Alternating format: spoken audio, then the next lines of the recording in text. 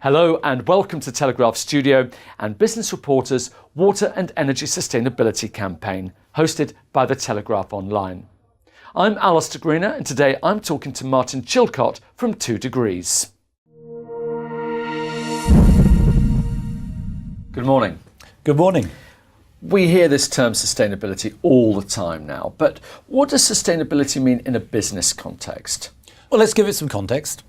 We have a population rising to 9 billion, maybe 10 billion, and more importantly, we have a 5 billion middle class emerging. And that middle class, the middle class lifestyle consumes resources at a rate of what they say is 3 to 4 planets. So the pressure on our entire infrastructure and ecosystem is absolutely massive as we develop that middle class. So that's the context in which businesses are operating.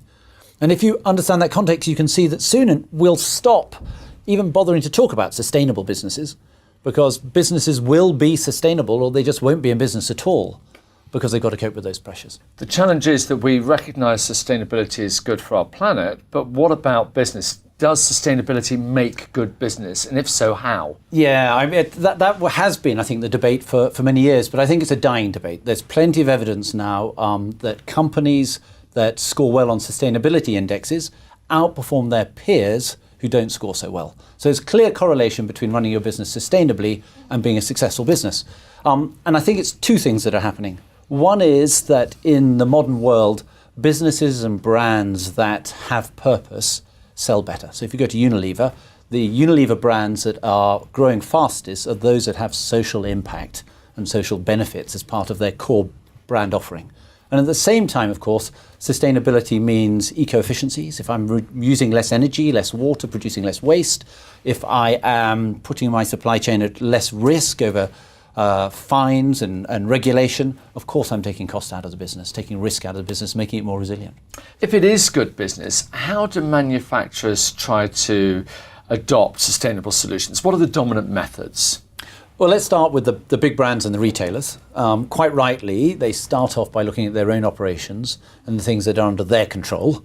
And once they've got that going, they start to look at the rest of their value chain, particularly their supply chain. And they can see that normally 80% or sometimes a bit more of their costs, their risks and their impacts sit with their suppliers. So historically, the first thing they start to do then is to collect data from their suppliers and drive their suppliers to comply. But what they've really got to do is go beyond compliance and help those suppliers to improve. Now you have a platform, Manufacture 2030. How does that help?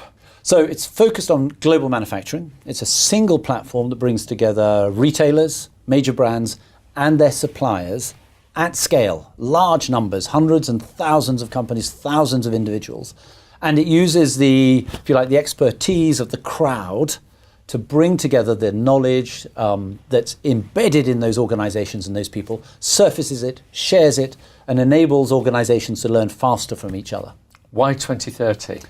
So the Sustainable Development Goals have a target for 2030, and a lot of businesses are now adopting those goals. They're wrapped around, if you like, a prize that's been identified of $12 trillion of business opportunity. And so we are aligning what we're trying to do on Manufacture 2030 with those goals, helping those manufacturing businesses achieve whichever goals they've chosen and be part of that 12 trillion prize. Let's see it in more practical terms. So let's say within an organisation or individuals, who's actually using this platform and how are they implementing it? We have different audiences that use it. So we have the retailers or the people on the top of the supply chains with the major brands.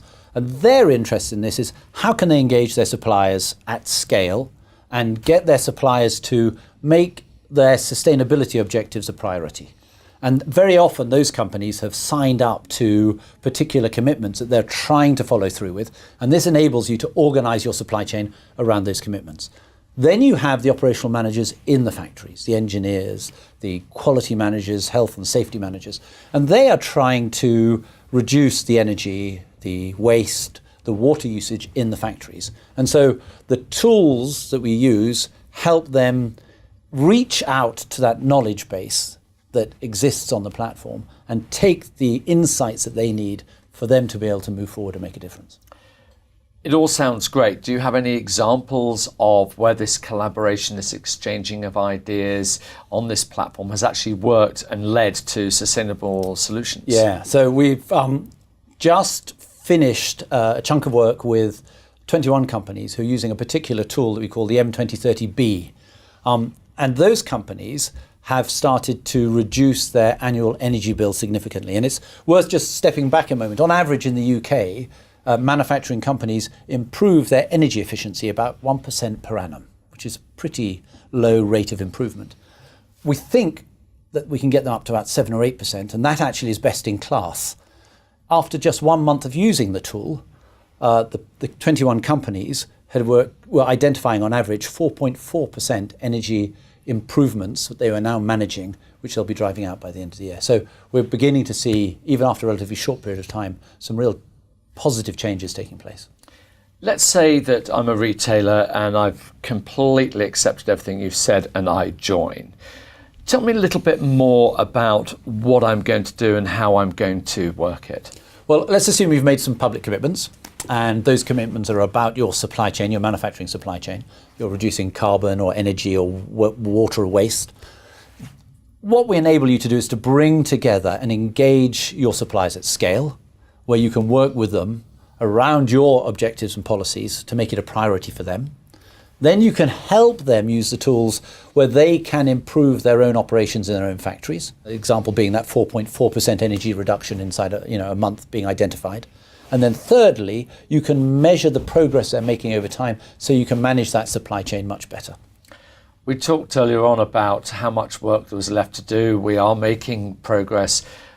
Does that give you enough to feel optimistic about the future? Well, I think we have grounds to be optimistic, but I think we also have to be realistic about the size of the challenge. If we face up to the challenge and we really understand that the implications for this, if we get it wrong, are massive, and therefore choose to do something about it, we can be very optimistic, I think, about the technologies that exist, the incentives that we can create, the governance structures, and I think since things like the Climate Accord in Paris, actually about how our governments are coming together to address these issues. So long as we're realistic and face up to it, I think we can be optimistic about the future. As we know, sustainability is the buzzword at the moment, but what's been really interesting to find out is how much it is working, and it's working for business too. Martin Chilcott from 2 Degrees, thank you very much. Thank you very much.